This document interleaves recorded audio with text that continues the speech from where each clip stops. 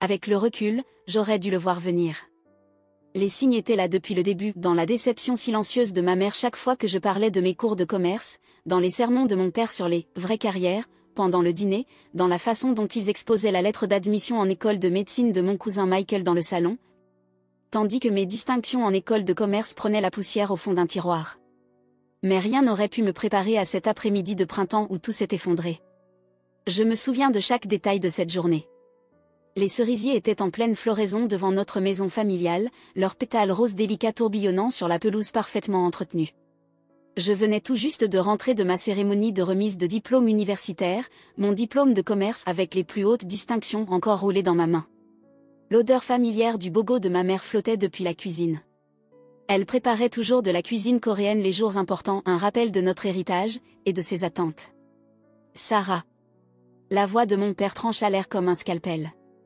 Il se tenait dans l'embrasure de la porte de son bureau, toujours vêtu de sa blouse blanche d'hôpital. Il faut qu'on parle.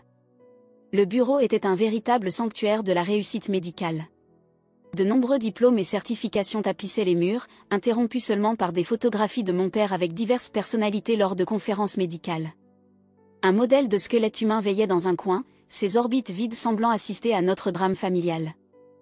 Ta mère et moi avons été patients, commença-t-il, chaque mot prononcé avec une précision chirurgicale. Nous t'avons laissé 4 ans pour revenir à la raison avec ce diplôme de commerce. Il cracha les mots comme s'ils avaient un goût amer. Mais il est temps de grandir. Nous avons prévu que tu passes le MSAT le mois prochain. Avec un peu d'études intensives, tu peux encore postuler à la fac de médecine cette année. Je serrai mon diplôme plus fort, le papier se froissant entre mes doigts. Papa, je ne vais pas devenir médecin. J'ai déjà un poste chez Anderson Consulting. C'est l'un des meilleurs cabinets de conseil en santé du pays. Consultante? Ma mère apparut dans l'encadrement de la porte, le visage déformé par le dégoût. Tu veux faire partie de ces gens qui disent aux vrais médecins comment faire leur travail? Je veux aider à améliorer les systèmes de santé, tentai-je d'expliquer. Rendre les hôpitaux plus efficaces. Permettre à plus de patients d'avoir de meilleurs soins. Assez. Mon père frappa du poing sur le bureau. Aucune fille à moi ne gâchera sa vie à faire de la paperasse. Tu es une Kim. Ton grand-père était médecin. Je suis médecin. Ton cousin Michael devient médecin. C'est notre héritage. C'est ton héritage, papa. Pas le mien. Le silence qui suivit fut assourdissant. Les mains de ma mère tremblaient alors qu'elle agrippait son tablier. Le visage de mon père avait viré à un rouge inquiétant. Dans ce cas, peut-être devrais-tu te trouver une autre famille à décevoir, dit-il. Sa voix était froide. Clinique. Si tu refuses de perpétuer la tradition des Kim, tu n'es plus la bienvenue dans cette maison. Tu ne peux pas être sérieux. Mais en voyant leur visage, je sus qu'ils l'étaient. Maman. Elle se détourna, essuyant ses yeux. Écoute ton père, Sarah. La médecine est tout pour cette famille. Sans elle, que sommes-nous? Je suis ta fille, murmurai-je. Est-ce que ça ne suffit pas? Mon père ouvrit le tiroir de son bureau et en sortit une enveloppe. Voilà $100. Prends-les et pars. Quand tu seras prête à t'excuser et à postuler en école de médecine, tu pourras revenir. Je fixai l'enveloppe, les souvenirs affluents. Toutes ces fois où j'avais aidé à organiser les dossiers patients dans leur cabinet pendant les vacances d'été.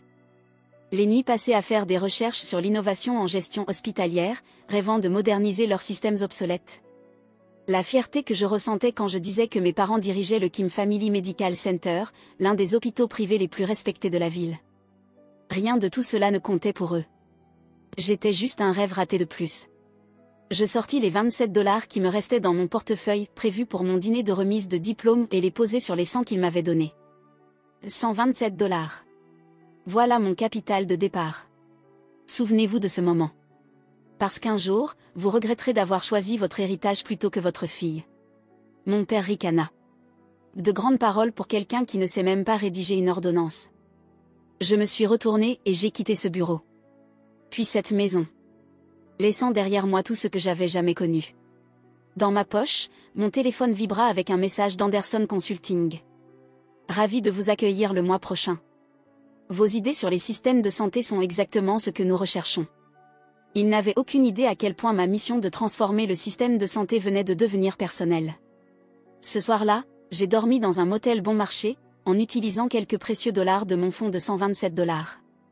Allongé sur le matelas bosselé, fixant le plafond taché d'eau, je me suis fait une promesse. Je bâtirai quelque chose de plus grand que le Kim Family Medical Center. Quelque chose qui ne changerait pas seulement un hôpital, mais l'ensemble du système de santé. Et lorsque je réussirai, je m'assurerai que mes parents se souviennent exactement pourquoi ils ont perdu leur fille. Le lendemain matin, je suis entré dans une banque locale. Et j'ai ouvert un compte professionnel avec 100 dollars de ce qu'il me restait. La guichetière me regardait avec scepticisme pendant que je remplissais les formulaires, se demandant probablement quel genre d'entreprise on pouvait lancer avec si peu. Le nom de l'entreprise, demanda-t-elle, les doigts suspendus au-dessus du clavier. Je réfléchis un instant, puis souris. Phoenix Healthcare Solutions. Phoenix, comme l'oiseau qui renaît de ses cendres? Exactement comme ça. Au cours des semaines suivantes, je me suis investi corps et âme dans mon rôle chez Anderson Consulting. Le jour, j'analysais les systèmes de santé, identifiais les inefficacités et proposais des solutions qui faisaient économiser des millions aux hôpitaux. La nuit, je construisais Phoenix Healthcare Solutions en commençant par un simple site internet et des cartes de visite que j'avais moi-même conçues.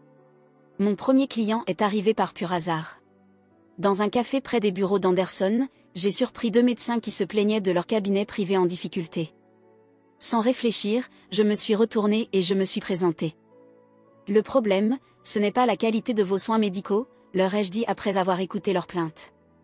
C'est votre système. Vous perdez 30% de vos revenus potentiels à cause d'une facturation inefficace et d'un mauvais emploi du temps. Ils semblaient sceptiques mais suffisamment désespérés pour écouter. J'ai proposé de remettre leur système en ordre pour un petit tarif fixe, plus 10% de toute augmentation de revenus pendant la première année. Ils ont accepté, probablement en se disant qu'ils n'avaient rien à perdre. En 3 mois, les revenus de leur cabinet avaient doublé. Le bouche à oreille s'est propagé rapidement dans le milieu médical. Bientôt, je jonglais entre mon emploi de jour et un nombre croissant de clients privés. Ma petite chambre de motel était devenue mon bureau, ses murs couverts de schémas et d'analyses de systèmes. 6 mois après avoir été mise à la porte, j'avais économisé assez pour louer un petit bureau. 1 an plus tard, Phoenix Healthcare Solutions comptait 10 employés et gérait les systèmes de 15 cabinets médicaux. Je ne parlais jamais à mes clients de mes parents ou du Kim Family Medical Center. En réalité, j'utilisais rarement mon nom complet, je me faisais appeler Sarah P. pour Phoenix, dans tous les échanges professionnels. Mais je gardais un œil sur l'hôpital familial grâce aux actualités du secteur et aux rumeurs. Ils étaient en difficulté, même s'ils ne l'admettraient jamais. Le paysage de la santé évoluait, devenant plus corporatif, plus efficace. Les hôpitaux privés comme le leur étaient étouffés par de plus grands groupes de santé, mieux structurés et mieux dotés. J'aurais pu les aider. Je savais exactement comment moderniser leurs opérations, comment les rendre compétitifs dans cette nouvelle économie de la santé. Mais ils avaient fait leur choix. Et moi, je faisais le mien. Dès la 3e année, Phoenix Healthcare Solutions dépassait le simple conseil. Nous rachetions des cabinets en difficulté, les modernisions, puis les revendions avec profit ou les intégrions à notre réseau grandissant. Chaque acquisition m'apprenait davantage sur le secteur. Sur la danse complexe entre politique et économie de la santé. J'ai recruté les meilleurs talents que je pouvais trouver. Des médecins qui comprenaient à la fois la médecine et le business. Des experts en technologie capables de créer des systèmes médicaux de pointe. Des avocats spécialisés en réglementation sanitaire. Ensemble, nous construisions quelque chose de révolutionnaire. Un groupe de santé alliant excellence médicale et efficacité économique. L'ironie ne m'échappait pas. En rejetant le rêve de mes parents de devenir médecin, j'étais allé plus loin dans le monde médical qu'ils n'auraient jamais pu l'imaginer. Mais je le faisais à ma façon, prouvant qu'il existait plus d'un chemin pour améliorer les soins de santé. 5 ans après avoir été expulsé, Phoenix Healthcare Solutions était devenu Phoenix Medical Group. Une entreprise d'1 milliard de dollars possédant 30 hôpitaux à travers le pays. Nous étions connus pour redresser les établissements en difficulté. Pour introduire des systèmes innovants améliorant à la fois les soins aux patients et la rentabilité. J'avais un appartement dans l'immeuble le plus chic de la ville. Un bureau d'angle avec vue sur la skyline. Et plus d'argent que je ne pourrais jamais en dépenser. Mais je gardais toujours ce premier reçu bancaire des 100 dollars dans mon portefeuille. Un rappel d'où tout avait commencé. Puis, par une matinée d'automne fraîche et lumineuse, mon assistante entra dans mon bureau avec une nouvelle qui me coupa le souffle. Mademoiselle Phoenix ? Le Kim Family Medical Center vient de déposer une demande de protection contre la faillite. Il cherche des repreneurs. Je pris le rapport qu'elle me tendait, les mains étonnamment stables malgré le tumulte d'émotions en moi. Les chiffres racontaient une histoire familière. Revenus en baisse. Dettes en hausse. Systèmes obsolètes. Tout ce que je leur avais signalé. Tout ce que j'aurais pu empêcher. Dois-je les ajouter à la liste des acquisitions potentielles, demanda mon assistante. Je regardai par la fenêtre de mon bureau, vers la ville en contrebas. Vers l'empire que j'avais bâti avec $127 et un cœur brisé. Non, dis-je enfin. Celle-ci est personnelle. Organiser une réunion avec leur conseil d'administration. Il est temps pour Sarah Kim de rentrer chez elle. Ce que je ne savais pas encore, c'est que l'hôpital de mes parents n'était que le début. La véritable bataille et la véritable revanche restaient à venir. Le lendemain matin, alors que je me préparais pour la réunion du conseil d'administration qui marquerait le début de ma prise de contrôle du Kim Family Medical Center, je ne pouvais m'empêcher de repenser aux paroles de mon père. De grands discours pour quelqu'un qui ne peut même pas rédiger une ordonnance. Il avait raison. Je ne pouvais pas prescrire de médicaments. Mais je pouvais signer des chèques. Des chèques qui décideraient du sort de son précieux hôpital. Et ce n'était que le début de ce dont j'étais capable. Deuxième partie, le retour. Le Kim Family Medical Center semblait plus petit que dans mes souvenirs. Le bâtiment qui m'avait autrefois semblé immense dans mes souvenirs d'enfance paraissait aujourd'hui fatigué. Sa façade autrefois étincelante était ternie par le temps et la négligence. Le panneau « Établissement à la pointe de la technologie » était fané, ses lettres se décollaient. Métaphore parfaite de l'état actuel de l'hôpital. J'ajustais mon tailleur Armani. Un symbole de pouvoir qui avait coûté plus cher que les $127 avec lesquels j'étais parti 5 ans plus tôt. Mes talons claquaient contre le sol en marbre du hall alors que je marchais vers la salle de réunion. Chaque pas résonnant avec détermination. Le vigile me jeta un regard surpris en me voyant passer. Peut-être se souvenait-il de l'adolescente qui classait des dossiers durant les vacances d'été. Mademoiselle Phoenix, dit mon assistante Lisa en apparaissant à mes côtés. Le conseil vous attend. Vos parents sont déjà à l'intérieur. Je m'arrêtai un instant pour vérifier mon reflet dans une fenêtre proche. Je n'étais plus la même, plus affûtée, plus dure. Réussie d'une manière qu'on n'aurait jamais pu imaginer 5 ans auparavant. Savent-ils qui va entrer? Non. Comme demandé, ils savent seulement qu'ils rencontrent la PDG de Phoenix Medical Group. Je souris. Parfait. La salle du conseil était exactement comme dans mon souvenir. Boiserie sombre, fauteuil en cuir. Et une atmosphère pesante de tradition médicale à l'ancienne. Le genre de pièce où d'importants messieurs prenaient d'importantes décisions sur la vie des autres. Aujourd'hui, elle allait être témoin de quelque chose de tout à fait différent. Mon père siégeait en bout de table, portant encore sa blouse blanche comme une armure. Ma mère était assise à côté de lui, son visage marqué par une inquiétude qu'elle ne parvenait pas à masquer. Les autres membres du conseil, principalement d'anciens amis de la famille et collègues, occupaient les sièges restants. Tous m'avaient vu grandir. Aucun ne me reconnut. Merci à tous d'être présents aujourd'hui, commençai-je. Ma voix calme et professionnelle. Je suis Sarah Phoenix, PDG de Phoenix Medical Group. Le silence qui suivit ma présentation fut total. Je vis la reconnaissance se dessiner sur leurs visages. D'abord la confusion, puis l'incrédulité. Et enfin la compréhension.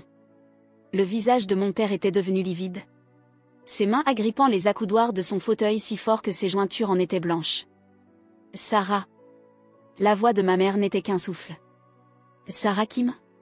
En réalité, c'est Sarah Phoenix à présent légalement modifiée. Je m'avançai vers le devant de la salle, branchai mon ordinateur au projecteur. Et si nous parlions de l'avenir du Kim Family Medical Center? C'est absurde, mon père retrouva enfin sa voix, se levant brusquement. Nous avons convoqué cette réunion pour discuter avec la PDG de Phoenix Medical Group d'un éventuel rachat. Et vous parlez à la PDG de Phoenix Medical Group, le coupai-je avec calme. Tout en affichant les derniers rapports financiers de notre entreprise. Parlons maintenant de vos 17 millions de dollars de dettes. De vos systèmes obsolètes. Et de vos scores en baisse de satisfaction des patients. Balbutia-t-il. Tu ne peux pas diriger un groupe médical d'1 milliard de dollars. Je l'ai fait, finis-je pour lui. Le même groupe qui rachète des hôpitaux en difficulté à travers tout le pays. Celui qui révolutionne la gestion des soins de santé. Je passais à la diapositive suivante, montrant les actifs actuels de Phoenix Medical Group. Vous verrez que je peux. Et je le fais. Le Dr Park, l'un des membres seniors du conseil, se pencha en avant, ajustant ses lunettes. Sarah, c'est toi qui as bâti tout cela? Vous vous souvenez quand je disais que je voulais améliorer les systèmes de santé? Je regardais mes parents droit dans les yeux. Voilà ce que je voulais dire. Phoenix Medical Group possède 30 hôpitaux, tous fonctionnant à efficacité maximale. Nous avons amélioré la qualité des soins tout en réduisant les coûts. Tout ce que j'ai tenté de vous expliquer il y a 5 ans. J'ai prouvé que ça marchait. Les membres du conseil échangèrent des regards. Ils connaissaient les chiffres. Le Kim Family Medical Center n'avait plus que quelques mois avant l'effondrement total. Phoenix Medical Group était leur meilleure chance de survie. Mon père se leva de nouveau, le visage rouge. Nous trouverons un autre acheteur. Vraiment? Je affichai une nouvelle diapositive. Votre dette est détenue par Sterling Financial. Vous voulez savoir qui détient l'intérêt majoritaire chez Sterling? Je fis une pause, laissant les implications s'installer dans la pièce. J'ai passé 5 ans à construire un filet de sécurité autour de cet hôpital. À m'assurer que lorsqu'il échouerait enfin. Et nous savions tous que cela arriverait. Je serais la seule option viable. Tu as planifié tout ça? La voix de ma mère se brisa. Depuis tout ce temps? Non, maman. Toi et papa avez planifié tout ça. Le jour où vous avez choisi votre précieuse legacy médicale plutôt que votre fille. Je gardais une voix posée, professionnelle. Même si des années de blessures menaçaient de refaire surface. Je me suis simplement assuré d'être en position de ramasser les morceaux. L'heure suivante ne fut qu'un tourbillon de chiffres, de projections et de conditions. Je présentai l'offre de Phoenix Medical Group. Nous reprendrions toutes les dettes, moderniserions les infrastructures et conserverions la majorité du personnel. L'hôpital garderait son nom. Mais la direction serait entièrement réorganisée.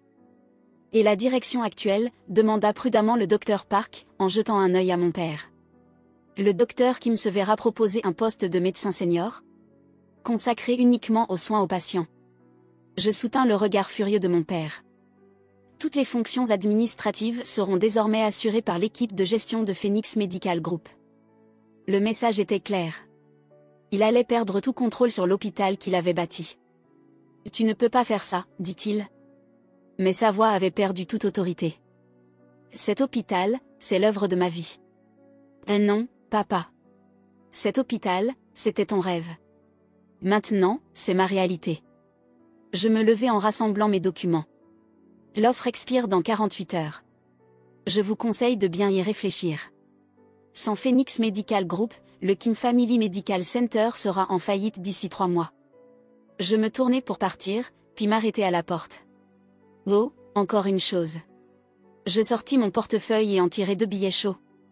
Les mêmes $127 avec lesquels j'étais parti 5 ans plus tôt. Et les déposai sur la table. Je crois que ça vous appartient. Considérez cela comme mon dernier remboursement pour avoir choisi les affaires plutôt que la médecine. Le retour à ma voiture fut surréaliste. À travers les fenêtres de l'hôpital, je voyais le personnel vaquer à ses tâches. Sans se douter que leur monde allait basculer. Sur le parking, je passai devant ma vieille place de stationnement. Réservée au Dr Kim. Là où j'attendais qu'on vienne me chercher après mes journées passées à aider à l'hôpital. Lisa m'attendait près de la voiture. Alors? Comment ça s'est passé? Exactement comme prévu. Je glissai sur le siège arrière, m'autorisant enfin à ressentir le poids de ce qui venait de se produire. Il dit au service juridique de préparer les documents. Ils vont signer. Tu sembles très confiante. Ils n'ont pas le choix. Je jetai un dernier regard vers l'hôpital, me remémorant tous les rêves et les déceptions qu'il contenait. Et moi non plus. Ce soir-là, assise dans mon bureau au dernier étage, en train de relire les documents d'acquisition, mon téléphone s'illumina de messages. D'abord celui de ma mère. Un long plaidoyer plein d'émotions sur la famille et le pardon. Puis ceux de plusieurs membres du conseil. Certains me félicitant pour ma réussite. D'autres cherchant déjà à sécuriser leur place dans le nouveau régime. Rien de la part de mon père. Je n'étais pas surprise. Son orgueil avait toujours été sa faiblesse. Le même orgueil qui l'avait poussé à renier sa fille pour un simple choix de carrière allait désormais lui coûter son hôpital. Peu avant minuit, mon équipe de sécurité m'informa qu'un visiteur se trouvait dans le hall. Par le flux vidéo, je regardais mon père faire les 100 pas. Toujours en blouse blanche. L'air plus vieux que je ne l'avais jamais vu. On le fait monter, demanda le garde. Je réfléchis un long moment. Une part de moi voulait le faire attendre. Lui faire ressentir la même impuissance que j'avais vécue cette nuit-là, 5 ans plus tôt. Mais je n'étais plus cette jeune fille blessée avec $127 en poche. J'étais Sarah Phoenix, PDG d'un empire médical valant des milliards. Faites-le monter. La montée en ascenseur avait dû lui sembler interminable. Lorsqu'il entra enfin dans mon bureau, ses yeux s'agrandirent à la vue. À tous les signes éclatants de réussite entourant celle qu'il appelait autrefois sa déception. Beau bureau, dit-il d'un ton raide. Mieux qu'un garage, j'imagine. Je désignai une chaise. Vous voulez vous asseoir? Il resta debout. Sa posture de médecin toujours parfaite, même maintenant. Le conseil souhaite accepter votre offre. Je sais. Il pense que je vais sauver l'hôpital. Et tu vas le faire? Il tressaillit devant ma certitude. Tu as vraiment construit tout ça, toute seule? Non. Je me levai et marchai jusqu'à la fenêtre. Je l'ai construit avec l'aide de personnes qui ont cru en moi. Des gens qui ont compris qu'il existait plus d'une manière d'aider les patients. Des gens que leur orgueil n'a pas aveuglé face à l'innovation. Sarah. Commença-t-il, puis s'interrompit. Semblant lutter pour trouver ses mots, une première dans sa vie. Quand je suis partie, quand vous m'avez forcé à partir. Vous pensiez que je reviendrais en rampant, finis-je pour lui. Que je réaliserais que vous aviez raison. Que la médecine était la seule voie honorable. Et à la place, j'ai bâti quelque chose de plus grand que tout ce que vous auriez pu imaginer. Je me suis trompé, dit-il enfin. Et les mots semblèrent lui coûter physiquement. Je me tournai vers lui. Je le regardai vraiment pour la première fois en 5 ans. Le grand docteur Kim, l'homme qui avait dominé toute mon enfance, me semblait désormais bien petit dans l'immensité de mon bureau. Oui. Tu t'es trompé. Je pris le contrat d'acquisition posé sur mon bureau. Signe ça, et le Kim Family Medical Center survivra. Oppose-toi, et je le laisserai s'effondrer. Dans tous les cas, j'ai gagné. Sa main tremblait légèrement lorsqu'il saisit le contrat. Est-ce que tu vas au moins garder le nom Kim? Le nom de l'hôpital restera. Mais ne vous y trompez pas. À l'instant où vous signerez, il ne vous appartiendra plus.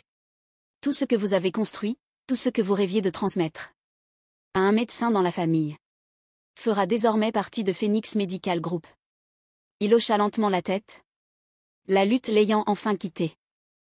Puis-je emprunter un stylo? Je lui tendis mon stylo plume. Un Mont Blanc qui valait plus que les 100 premiers dollars qu'il m'avait donnés pour que je parte. Il signa sans lire. Un homme brisé acceptant sa défaite. Alors qu'il s'apprêtait à partir, il s'arrêta sur le seuil. Pour ce que ça vaut. Je suis fier de ce que tu as accompli. Même si ce n'est pas ce que je voulais pour toi. Merci, répondis-je doucement. Mais je ne l'ai pas fait pour que tu sois fier. Lorsqu'il fut parti, je restai longtemps debout devant ma fenêtre, regardant les lumières de la ville scintiller en contrebas. Quelque part, dans cette ville, se trouvait une petite chambre de motel, où une jeune femme effrayée s'était jurée de prouver à tous qu'ils avaient eu tort.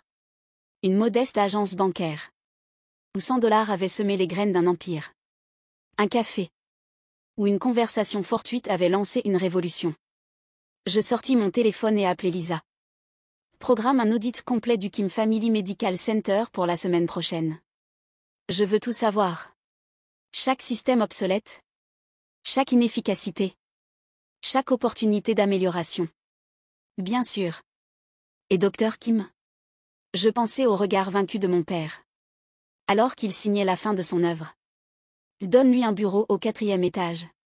Aucun accès administratif. Juste les privilèges standards d'un médecin.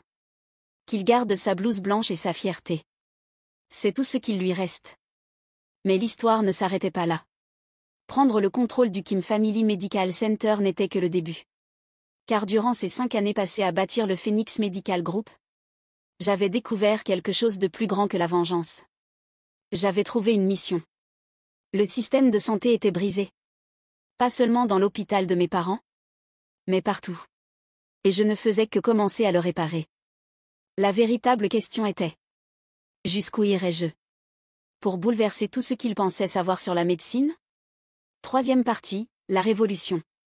L'audit du Kim Family Medical Center fut pire que ce que j'avais imaginé. 5 années passées à s'accrocher obstinément à des méthodes dépassées avaient laissé l'hôpital en ruine. Les équipements étaient à remplacer, le personnel à reformer, et tout le système administratif était d'un autre âge.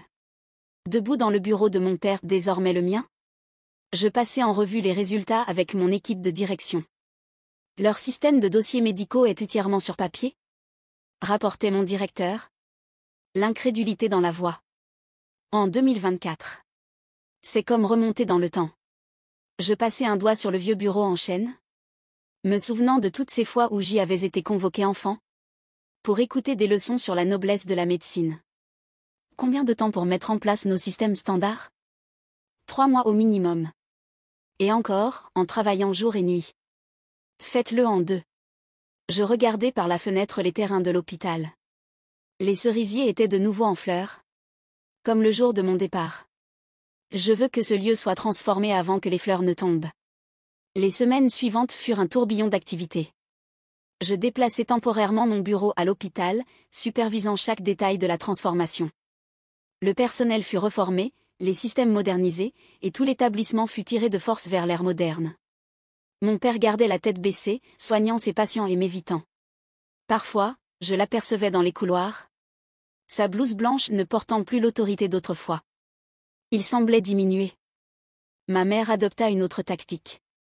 Elle commença à laisser des boîtes de banchant maison dans mon bureau, comme elle le faisait autrefois quand je l'aidais à l'hôpital durant les vacances d'été. Je les renvoyais toutes intactes, accompagnées d'un mot poli. Merci, mais j'ai des déjeuners professionnels. La communauté médicale locale bourdonnait de rumeurs sur le retour triomphal de la fille prodigue. Certains saluaient mon succès, d'autres critiquaient mon rachat hostile de l'hôpital familial. Mon cousin Michael, désormais interne dans un hôpital prestigieux de l'autre côté de la ville, donnait des interviews sur la tragédie de la situation. Je n'y prêtais aucune attention, me concentrant uniquement sur les chiffres. Dès le premier mois, les scores de satisfaction des patients avaient augmenté de 15%. Au second, les coûts d'exploitation avaient chuté de 22%. L'hôpital guérissait. Même si ma famille, elle, ne le faisait pas. Et puis vint l'incident qui changea tout. Je travaillais tard un soir, étudiant les rapports d'implémentation, quand le système d'alerte d'urgence que j'avais fait installer s'alluma. Un grave accident de la route venait d'avoir lieu sur l'autoroute. Nombreuses victimes. Cas de traumatisme sévère. Sous l'ancien système, le Kim Family Medical Center aurait transféré la plupart des cas vers de plus grands hôpitaux. Mais nous n'étions plus l'ancien système. Je me précipitais vers le service des urgences, observant nos nouveaux protocoles se déployer. Les systèmes numériques suivaient en temps réel la disponibilité des lits. J'aidais au triage. Les logiciels aidaient à prioriser les cas. Les déplacements du personnel étaient chorégraphiés avec une précision militaire, guidés par des algorithmes d'efficacité que j'avais mis des années à perfectionner. Et là, au cœur de tout cela, se trouvait mon père. Sa blouse blanche était tachée de sang tandis qu'il passait d'un patient à l'autre, ses mains expérimentées restant sur même au milieu du chaos. Pour la première fois, je le vis véritablement découvrir nos nouveaux systèmes en action, comment ils soutenaient, plutôt que remplaçaient, l'expertise médicale. Comment ils aidaient les médecins à sauver plus de vies. Des heures plus tard, une fois la crise passée, il me retrouva dans mon bureau. 14 patients en état critique, dit-il doucement. Nous n'en avons perdu aucun. Je levai les yeux de mon ordinateur portable. Voilà ce qui arrive quand on combine une bonne médecine à de bons systèmes. Il resta là, maladroit, un instant. Ta mère te manque. À moi aussi. Je suis ici chaque jour depuis 2 mois. Tu sais ce que je veux dire. Il poussa un soupir, paraissant soudain très fatigué. Quand es-tu devenue aussi dure, Sarah? La nuit où mes parents m'ont dit que je ne valais rien sans diplôme de médecine. Je gardai la voix calme, professionnelle. La même nuit où j'ai compris que parfois, il faut choisir entre être aimé et être respecté. Et tu as choisi le respect? J'ai choisi la réussite. À mes propres conditions. Je me replongeai dans mon travail. Les cerisiers perdent leurs fleurs, père. Que ressens-tu en voyant ton ancien monde s'effondrer avec elle? Il partit sans répondre. Mais quelque chose avait changé. Le lendemain, je trouvais une pile de dossiers patients sur mon bureau, des cas où nos nouveaux systèmes avaient fait une différence cruciale. Une offrande de paix, peut-être. Ou simplement une reconnaissance. Au 3e mois, le Kim Family Medical Center était devenu le fleuron du nouveau modèle de soins de Phoenix Medical Group. Nous recevions des demandes d'informations de la part d'hôpitaux de tout le pays, tous désireux d'apprendre notre méthode. Les mêmes membres du conseil qui avaient douté de moi se battaient désormais pour vanter mes mérites dans les publications spécialisées. Mon père avait peu à peu commencé à assister aux réunions administratives non plus en tant que leader, mais comme observateur. Il posait des questions sur les systèmes, manifestait de l'intérêt pour les améliorations. De petits pas, mais significatifs. Puis vint le jour où je le trouvais en train de former de jeunes médecins à l'utilisation de notre nouveau logiciel de diagnostic. C'est assez extraordinaire, disait-il alors que je passais devant la salle de conférence. Il y a peu détecté des schémas que nous pourrions manquer. Mais elle a encore besoin de notre jugement médical pour prendre les décisions finales. Elle ne nous remplace pas, elle nous rend meilleurs. Je restais un moment dans l'embrasure de la porte, observant l'homme qui autrefois rejetait toute innovation comme une menace pour la vraie médecine, défendre aujourd'hui nos systèmes. Ce soir-là, il frappa à la porte de mon bureau. « Je peux entrer ?» Je lui désignai une chaise. « Les cerisiers » dit-il en regardant les arbres désormais nus. « Ils sont partis. »« Oui. » Et avec eux, mon ancien hôpital. Il se tourna vers moi. « Tu as construit quelque chose de remarquable ici, Sarah. Quelque chose que j'étais trop fière pour voir venir. » Je pensais à cette jeune femme avec ses $127, à toutes ces nuits de labeur alors que tout le monde doutait d'elle. Je n'aurais pas pu le faire en tant que médecin. Non, admit-il doucement. Tu as accompli quelque chose de plus difficile. Tu as changé la manière dont les médecins travaillent. Dont nous pensons. Dont nous aidons les gens. Il posa une enveloppe sur mon bureau. J'aimerais prendre ma retraite. J'ouvris l'enveloppe. À l'intérieur, sa lettre de démission ainsi qu'une proposition de poste d'enseignant, former de jeunes médecins à l'intégration des systèmes de santé modernes dans la pratique traditionnelle. Tu veux enseigner ? Je veux aider à construire l'avenir que tu nous montres comme possible, dit-il avec un léger sourire. Si tu me le permets. Je l'observai longuement, le grand docteur Kim, demandant à sa fille diplômée en commerce la permission de contribuer à façonner l'avenir de la médecine. La vie avait décidément un sens de l'ironie. Le poste est à toi, dis-je enfin, à une condition. Laquelle ? Dîne avec moi ce soir. Toi, moi, et maman. Pas en tant que PDG et employé. Mais en tant que famille. Je levai la main pour l'arrêter avant qu'il ne parle. Pas pour oublier, ni faire comme si rien ne s'était passé. Mais pour commencer quelque chose de nouveau.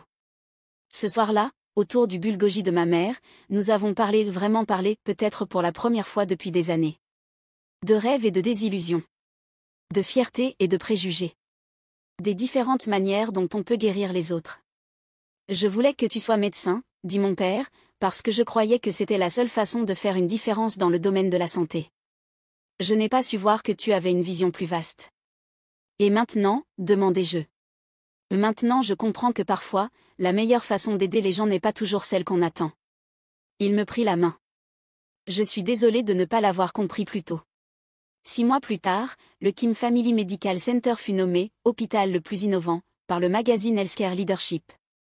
L'article était illustré d'une photo de moi dans mon bureau, l'hôpital visible à travers la fenêtre derrière moi. Sur mon bureau, bien en évidence, un billet encadré, tiré des $127 avec lesquels j'étais parti 5 ans plus tôt. La légende disait. Sarah Phoenix, née Kim, prouve que parfois, la meilleure médecine ne se pratique pas en blouse blanche. Mon père conserve un exemplaire de ce magazine dans sa salle de cours. À côté, une nouvelle photo, lui en train de former de jeunes médecins, tandis que je me tiens en arrière-plan, nous travaillant tous deux, chacun à sa manière, à améliorer les soins de santé. Les cerisiers fleurissent toujours chaque printemps devant l'hôpital. Mais à présent, ils ne marquent plus une fin, ils célèbrent un renouveau. Une révolution dans la médecine, dans la famille et dans le cœur d'une femme qui a osé soigner le système de santé à sa manière. Parfois, la meilleure revanche n'est pas de prouver aux autres qu'ils ont eu tort. C'est de se prouver à soi-même qu'on avait raison.